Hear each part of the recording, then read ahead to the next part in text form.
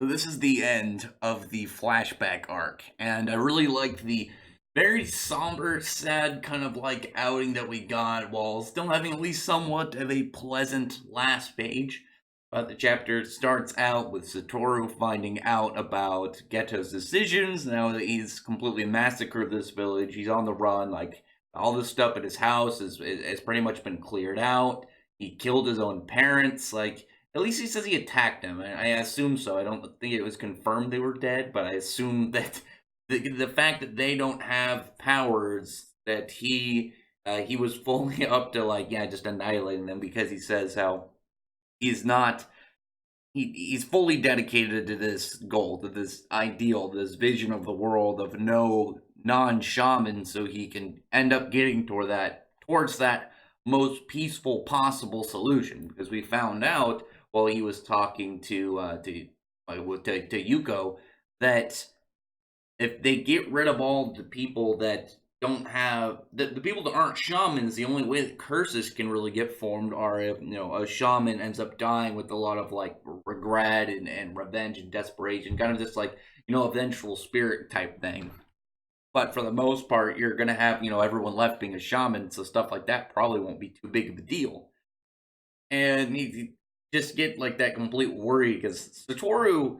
The sad thing is Satoru didn't notice the complete like decay of Geto's character, because Geto, it was the combination of like this kind of new grasp on ideals of the world, and how he felt towards the non-shamans, how ungrateful they were, how much they were literally a large, very like large majority of the source of the cause and the problems, but they weren't thankful towards the shamans who were dying in the fields, dying out, going to try and help them. Like they were worshiping some of these curses. You had all these curses, and that were causing so many large scale issues. You have humans that were happy, like, but when after the whole events with the Papaguro Toji, I still like Papaguro. I just think that was a fun name. Satoru coming back with a dead body, and you have all these people clapping, and he's just like, that sad like scene would just make you hate them. Now he's just like, it's the solution. It's the solution to go with, and he's ready to start his whole crew.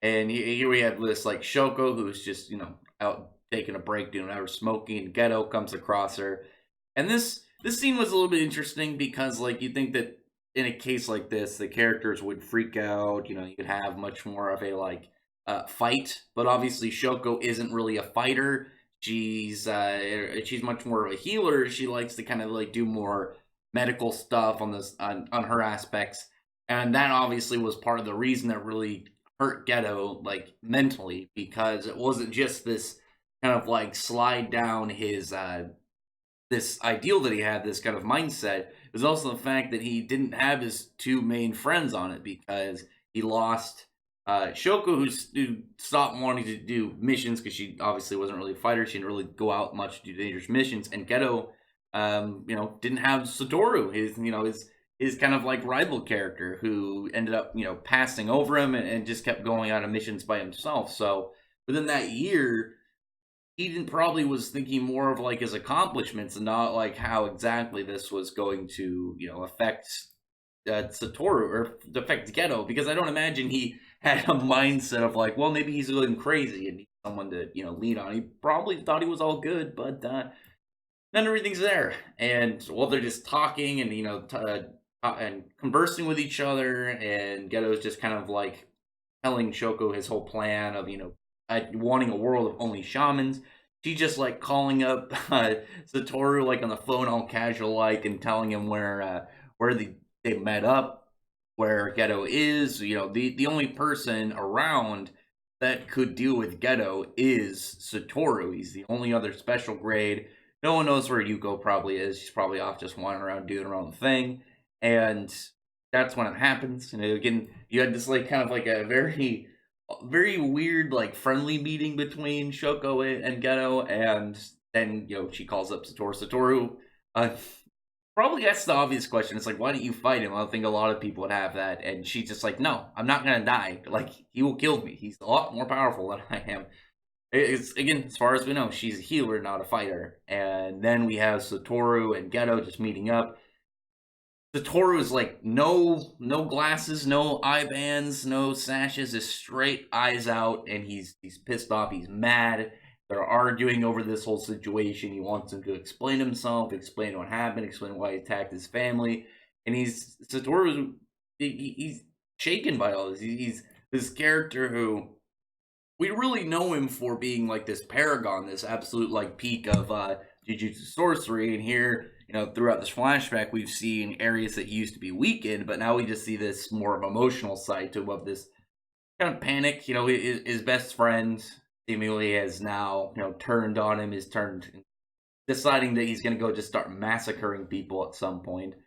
And while he's talking to him, he's like, "What you're doing is useless. This idea that you don't know is actually going to happen is meaningless." And Geto is just like talking because we know that Geto has this kind of like a small scale complex about how Satoru is so powerful, like where he's sitting at now, that he's pretty much the top of the Jujutsu world. And he says like it's arrogant to say that it's impossible, because it's possible for you if you wanted to do it. If you decided to do this, you could accomplish it. So, and he's like questioning who he is. Is Satoru Gojo the strongest, or is the strongest Satoru Gojo? Which one of them makes out who he is? And he's just kind of like laying in some weird like philosophy stuff into him, trying to like obviously go over a little bit over the fact that he's felt a little bit of contempt over the fact that his friend passed him up, and he's been out on himself. I imagine he has a little bit of blame for him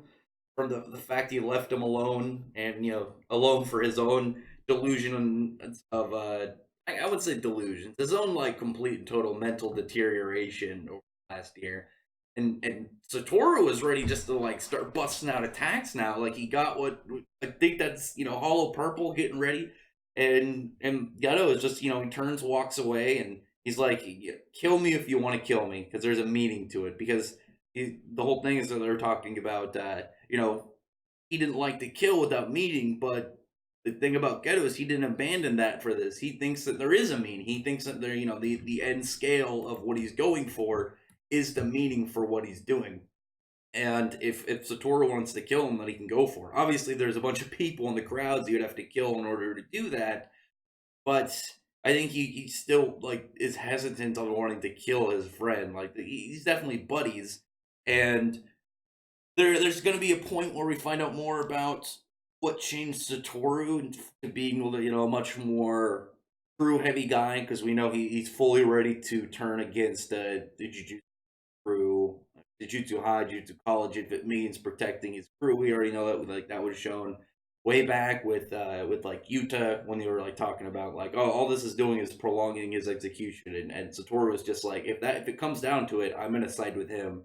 And obviously for them, their strongest person going against them is probably not gonna go well for them. But anyway, as it were, you now have talking. He's discussing like he's not really sure about this whole situation. Not really sure about this. He's not sure what to do about Geto, and he can only save people that want to be saved. When you have somebody that's fully fine, like, yeah, go ahead and kill me if you really want to. I'm not gonna pull away from this. Like how are you gonna save somebody like that, where the only options are to fight and kill them or let them leave? There's no in between for them. I mean, what are you gonna capture Geto? He's not gonna break down and be like, well, I surrender. Obviously, when he's this far in, it's either going to be go ahead, or go ahead and kill me, or I'm just gonna go about and start my plan. And then he's got to his crew. He's talking about how the Star Globe cult is now they're under new management. He's decided to take it under himself. I did really like the part when he's talking to the two little girls. I had to go back and look in Volume Zero and what they're. He's patting them on the head, being friendly towards them, because we know that he cares a lot about his own crew. We know that he wouldn't be willing to sacrifice them in order to get anything done. Obviously, he holds like his own shamans very close, and I do like that because one of the reasons that he's doing this is for shamans. He's not just doing this like, oh, I don't like people, I want to get rid of non-shamans, they suck. It's the fact that where that all leads to. You have all these shamans dying in missions, And a lot of the time, it doesn't look like humans acknowledge it or care or even look grateful. They just, or some of them get pissed off. Oh, you attacked our guardian deity, which is this crazed cursed monster or something.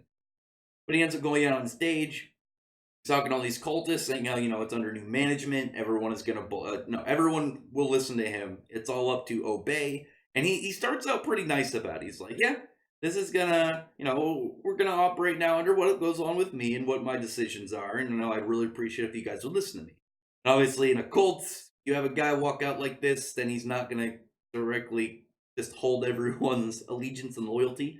I did like this is where we saw him start to go out in his like monk outfit. Thought that was cool because obviously now he's like running it. This is where he starts his religious group, that we saw in Zero. But obviously, to build some fear of those who aren't listening to him, he calls the dude up on stage and crushes him. Just completely blood splatters this dude, and he leaves them the option of either, you guys will listen to me, you guys can do exactly what I tell you to, or I'll kill you and find those who will.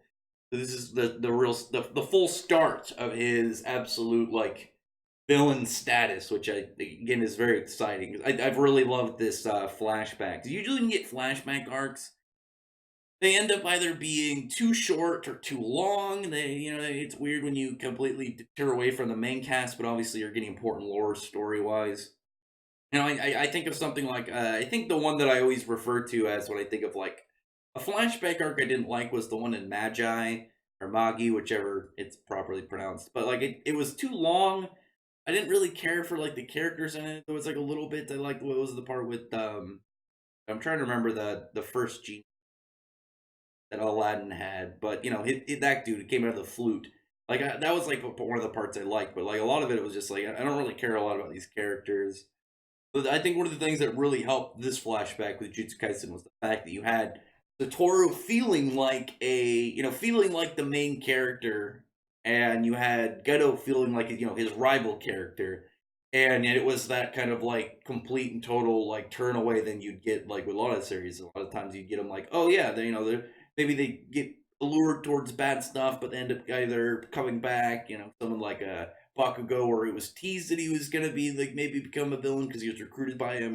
Didn't want to tear away from him. You had someone like who was seemingly part of their crew, but ended up not being. You had someone like Sasuke, who ended up becoming a bad guy for a while, and then eventually rounding back. But here, just Geto is just all around like going full baddie. This is a no turn back kind of like situation he's put himself into, and it's very intriguing to see when you have that. It's not just like a bad guy, but you have that same kind of like synergy between the Paragon character like Satoru and the main villain. At least seemingly the main villain. Like I feel like Sukuna is a little bit questionable as the main villain right now. I just kind of see it as Geto and Mahito kind of being like the build up of Yuji's version. Whereas Geto is to Satoru, Mahito is to Yuji. And where's and all this? I don't know. Either way, comment below. Tell me what you thought about this chapter. Again, super hyped about this. We're getting back to the main cast after this. This is the end of the flashback, so we're gonna get back to Yuji soon, and Yuji, Megumi, Fukisaki, everybody. We'll see Satoru in his full, like, primed out self, and we're actually starting that one with a color page, which is exciting. Like 2 color pages in the span of 3 chapters. Good stuff.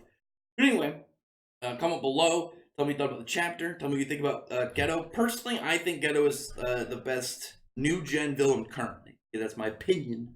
You can like it or you can approve, agree, disagree. I don't care. This is my opinion. But other than that, thumbs up the video, friend the like button, subscribe button, and check out my other videos. And I appreciate everyone who's already subscribed. And thank you all for listening. Bye.